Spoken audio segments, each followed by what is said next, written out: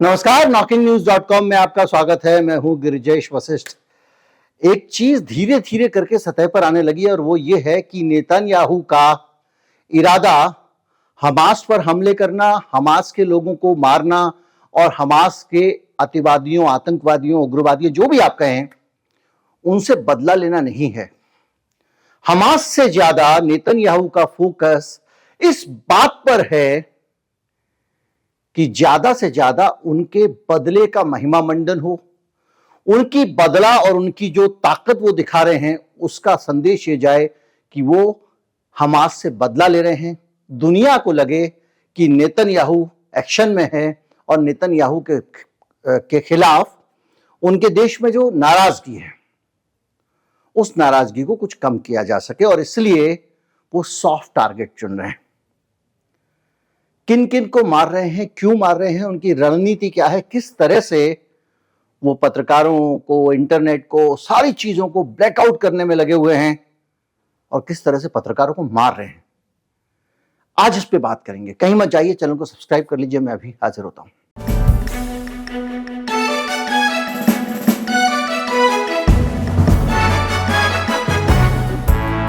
जो संकेत मिल रहे हैं और जिस तरह के एनालिसिस सामने आ रहे हैं उसके जरिए यह दिखाई दे रहा है कि नेतन्याहू का मकसद ज्यादा से ज्यादा जाने लेने का है, ज्यादा से ज्यादा लोगों को मार देने का है, और ऐसा करके वो ये बता सकते हैं कि हमास के हमले का मैंने अधिक शक्ति के साथ जवाब दिया। लेकिन उनके जो नतीजा हैं, जो चीजें सामने आ रही हैं, उन सारी चीजों को अगर आप देखें तो उसमें यह लगता है कि शायद हमास को लेकर एक सॉफ्ट कॉर्नर है। मैं इससे शुरू करता हूं कि हमास को लेकर सॉफ्ट कॉर्नर क्यों समझा जाए, और दूसरा,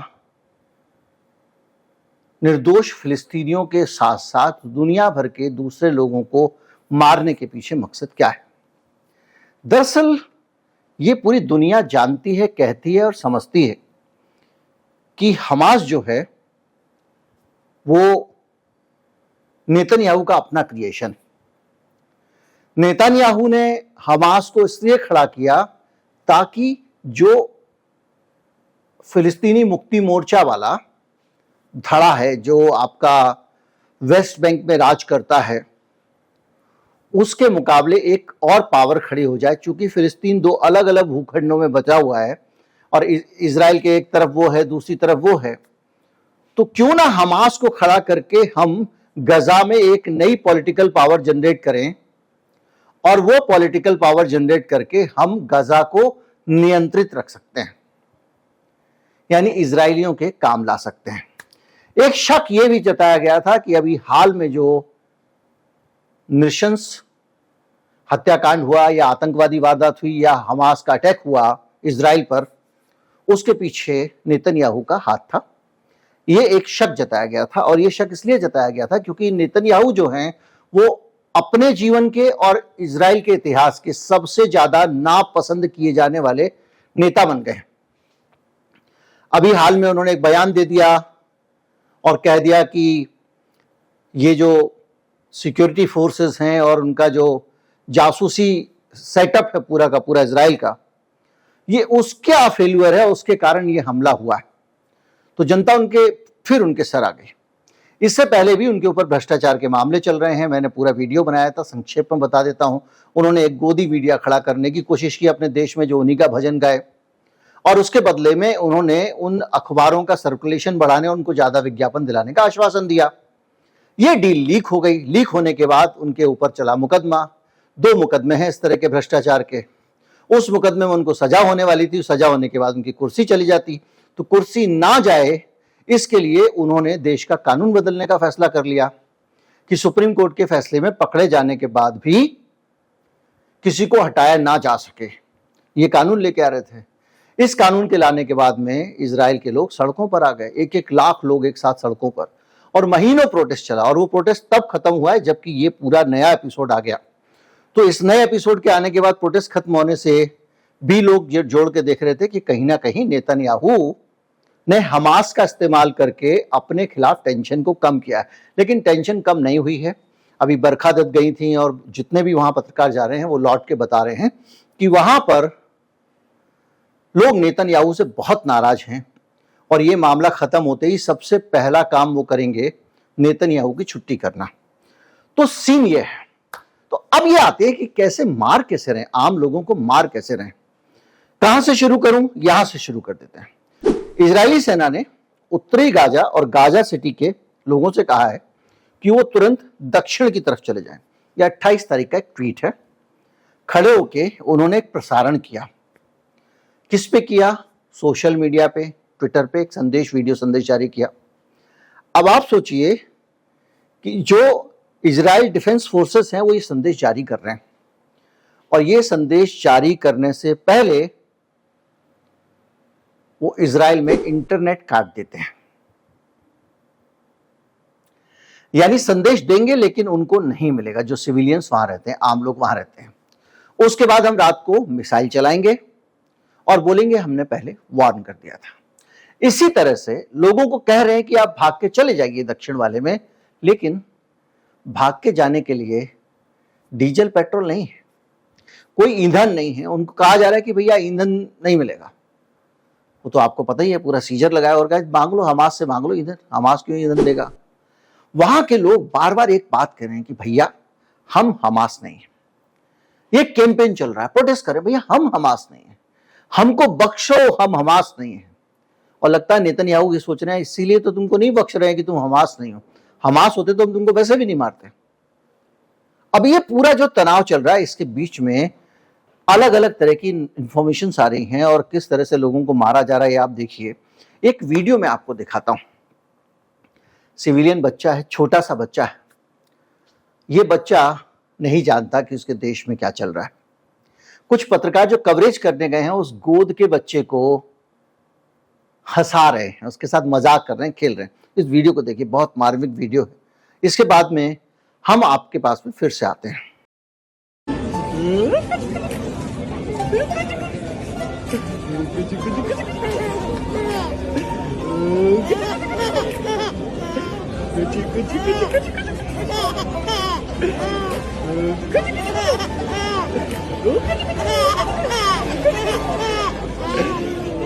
इस बीच में एक तो ये हो रहा है, अस्पतालों में बम गिराए गए, ये भी आपको पता है। सिविलियन इलाकों में मिसाइल गिराई जा रही है, ये भी आपको पता है। मरने वालों की संख्या 5000 से पार निकल गई, ये भी आपको पता है। और अब आप हमास से आपको दुश्मनी है, तो हमास के ऊपर कितने अटैक हुए कोई जानकारी नहीं। अभी ये बॉर्डर में घुसे थे ग्राउंड ऑपरेशन के लिए, इनको वापस आना पड़ा। कुछ पैरेलल मीडिया सोर्सेस का कहना यह है कि इनके टैंक भी वहां पे हमास के पास में ही छूट गए। और अब ये क्या कर रहे हैं? वेस्ट बैंक में, जहां पीएलओ की सरकार है, वो गाजा पट्टी नहीं है, वहां पर स्ट्राइक कर रहे हैं। लेबनान में स्ट्राइक कर रहे हैं। मतलब कहीं से भी ज्यादा से ज्यादा लोगों को मारो ताकि दुनिया कह सके वाह क्या बदला लिया है। और इजराइल ऐसे ही बदले लेता है, जमीन हथियार लेता है और उसके कारण अपने लोगों को खुश करने की कोशिश करता है। खैर, इस बीच में सबसे ज्यादा शिकार हुए पत्रकार। अभी पिछले दिनों आपने देखा होगा कि एक अल जजीरा का पत्रकार है, उसके परिवार के 3 लोग मर गए स्ट्राइक में। एक डॉक्टर है, उसका अपना बच्चा मर गया। इस तरह की बहुत सारी कहानियां लगातार आ रही हैं। इस बीच में आरएसएफ यानी रिपोर्टर्स विदाउट बॉर्डर एक इंडिपेंडेंट संस्था है जो बहुत सारे पत्रकारों का कंसोर्टियम है। इसमें भारत के भी कुछ अखबार हैं, दुनिया भर के अखबार हैं, और वो मिलजुल के एक साथ स्टोरी करते हैं। उन्होंने एक रियलिटी चेक किया और ये पता लगाने की कोशिश की और पता लगाने में कामयाब हुए। उनका दावा है कि किस तरह से जानबूझकर लेबनान में और गजा में जानबूझ के पत्रकारों को मारा जा रहा है, निशाना बनाया जा रहा है। राइटर्स के एक पत्रकार की किस तरह से हत्या की गई, इसको भी इन्होंने अपनी जांच में स्थापित किया है। जांच में उन्होंने क्या बताया ये मैं आपको बताता हूं, संक्षिप्त में समझ रहे। 13 अक्टूबर फ्राइडे को 6 बजे के आसपास शाम को अलग अलग इंटेंसिटी की 37 और 38 सेकेंड के अंतर से 2 मिसाइल छोड़ी गई और ये वहां छोड़ी गई जहां पे 7 पत्रकारों का एक ग्रुप पिछले 1 घंटे से रिपोर्टिंग कर रहा था। इसमें फोटो जर्नलिस्ट जो राइटर्स का है इस्लाम अवल्लाह, उसकी मौत हो गई और ये इसके साथ जो लोग हैं उन्होंने ये जानकारी दी है। इन सब लोगों ने बुलेट प्रूफ जैकेट पहने हुए थे, इन सब लोगों ने हेलमेट लगाए हुए थे और इनके कपड़ों पे बड़ा बड़ा प्रेस लिखा हुआ था जिसको दूर से पढ़ा जा सकता है। इसी के साथ साथ एक और दूसरी स्ट्राइक भी हुई। 3 किलो टीएनटी के बराबर पावरफुल बम पटका गया और एक जो बैलिस्टिक की समझ है उसके हिसाब से कि अल जजीरा के व्हीकल को इन्होंने उड़ाने की कोशिश की। अल जजीरा का जो वैन होती है जिसमें रिपोर्टर्स जाते हैं, वो भी वैन होती है जिससे वो ट्रांसमिट करते हैं, उसको उड़ाने की कोशिश की। इस वैन के पास उनके जो पत्रकार वो इत्तेफाक से बगल में खड़े हुए थे टोयोटा के, और उनका नाम है जो है वो कैरमेन जॉक्टर और एली बाख्या। और ये दोनों इसके साथ साथ जो एएफपी के हैं डायलन कॉलिंस, और ये सब लोग स्ट्राइक में घायल हुए। तो इन सब चीजों को उन्होंने इन्वेस्टिगेट किया है रिपोर्टर्स विदाउट बॉर्डर ने, और उसकी जांच का नतीजा यह है कि ये सब कुछ चुन चुन के पत्रकारों को मारने का काम हो रहा है। एक तरफ भाग ना जाए सिविलियंस, इसलिए पेट्रोल मत दो, उनको वार्निंग दो लेकिन उनको पता मत चलने दो, पूरी तरह से इंटरनेट ठप कर दो ताकि वहां पे जो मीडिया रिपोर्ट कर रहा है, असली रिपोर्टिंग तो गजा के अंदर ही हो रही है। इजराइल के तेल अवीव में खड़े होकर क्या रिपोर्टिंग हो रही है? एक आध आ जाए मान लीजिए, मिसाइल रिस्क तो है, लेकिन फिर भी जो हमारे जा रहे हैं ना वहीं से सेल्फी बना के भेज रहे हैं। तो एक आज तक के बड़े पत्रकार लाइव पे थे, इसी तरह का ज्ञान दे रहे थे कि भारत ने आतंकवाद को सहा है, हमारे यहाँ ऐसा हमला हुआ वैसा हमला हुआ। 4 आदमी सुन रहे थे उनको इंस्टाग्राम पे, 4 कुल। खैर, तो हुआ ये है कि वहां पर जो पत्रकार थे उनकी रिपोर्ट जनता दुनिया तक ना पहुंचे, क्योंकि वहां पे जो दर्दनाक मंजर आ रहे हैं मीडिया उनको पहुंचा रहा है, तो इंटरनेट कर दी गई है बंद। उस इंटरनेट के ब्लैकआउट के बीच में पत्रकार वहां काम कर रहे हैं, उनको मारा जा रहा है। तो आप सोचिए कि जो कत्लेआम आप मचा रहे हो, कत्लो-गारत, उसकी खबर लोगों को नहीं पहुंचनी चाहिए, पहली चीज। और अगर कोई पत्रकार वगैरह पहुंचाने का काम कर रहा है तो उसको मार दो या उसको डरा दो। उसके सर पे जब मिसाइल गिरेगी ना भाई साहब, आपके बगल में तमंचा चल जाए आदमी का, दूर दूर तक पता नहीं चलता, काई की तरफ हट जाता है, तो वो आधा तो हौसला वैसे ही खो देगा। अब वहां जो लोग गजा के अंदर, हजारों लोग मलबे के अंदर दबे हुए हैं, जिंदा हैं लेकिन दबे हुए हैं, उनको निकालने वाला कोई नहीं है, रेस्क्यू ऑपरेशन वाला कोई नहीं है, पीने का पानी नहीं है, पीने का पानी नहीं है। आप सोचिए लोग कैसे सरवाइव कर रहे होंगे। खाना नहीं है, बिजली नहीं है, इंटरनेट नहीं है, डीजल नहीं। तो वहां पर जो रिपोर्टर इस सब की रिपोर्टिंग कर रहे थे उनका इंटरनेट छीन लिया गया, यानी उस जगह पे इंटरनेट खत्म कर दिया। और रात को गोले बरसाते हैं, दिन में प्लानिंग करते हैं कहां कहां कौन कौन दिख रहा है। तो ये पूरा जो मिशन है, इस मिशन में अगर आपको हमास पे ही हमले करने होते तो आप कमांडो कार्रवाई करते, गुरिल्ला कार्रवाई करते, कुछ ग्राउंड इनिशिएटिव लेते। आप आसमान से अस्पताल पे बम गिरा रहे हो, चर्च पे बम गिरा रहे हो, घरों पे बम गिरा रहे हो, अपार्टमेंट पे बम गिरा रहे हो, यहां तक कि पत्रकार जो खड़े हो उनके ऊपर बम गिरा रहे हो। पत्रकारों के मरने की जो जानकारी है ना, उसको आप सिर्फ ये 2-4 नमूने नहीं है, मैं आपको बता दूं कितने पत्रकार मार दिए गए गजा में। एक आंकड़ा है, एक संस्था है, ये है कमिटी टू प्रोटेक्ट जर्नलिज्म।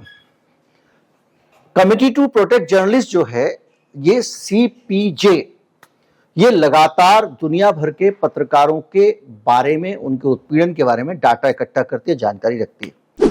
इस संस्था ने जो इन्वेस्टिगेशन अभी तक की है उसके हिसाब से 30 अक्टूबर तक 29 पत्रकार मारे जा चुके हैं। 29 पत्रकार मारे गए हैं जो गजा के अंदर, फिलिस्तीन के अंदर और लेबनान के अंदर रिपोर्टिंग कर रहे थे।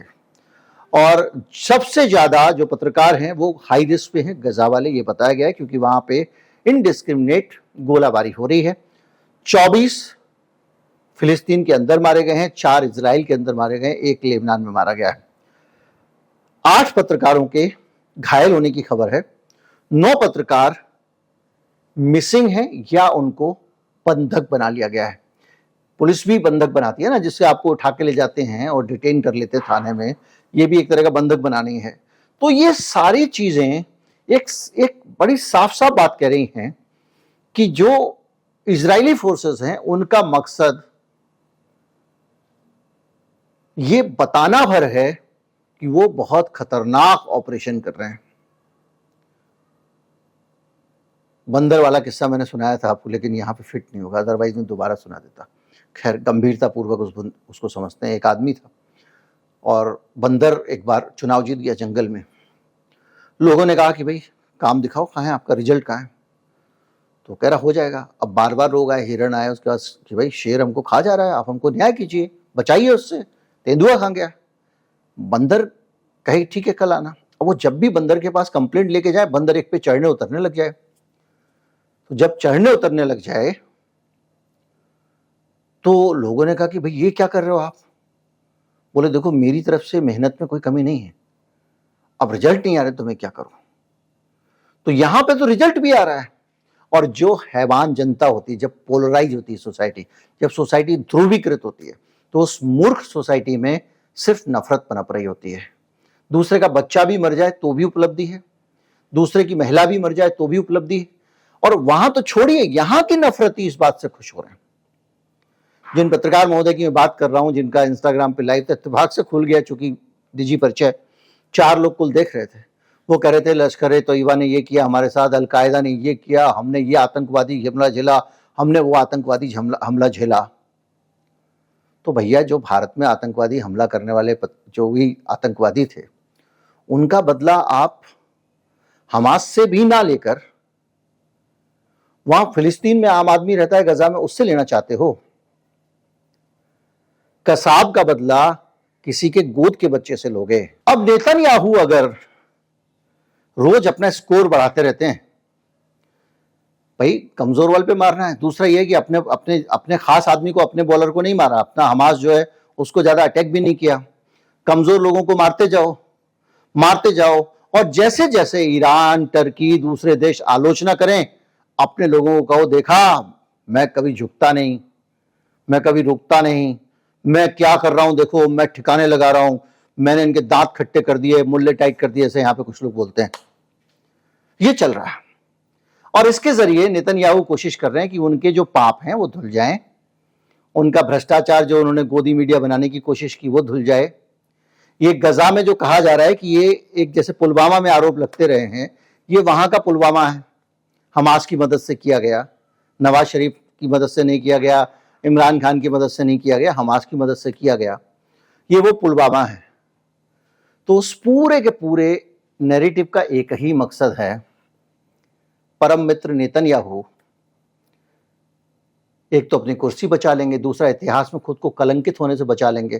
कह सकेंगे कि हमने ईंट का जवाब पत्थर से दिया था, लेकिन एक बात याद रखिए, हिटलर ने भी बहुत कत्लेआम किया था, लोग उसका नाम इज्जत से नहीं लेते हैं।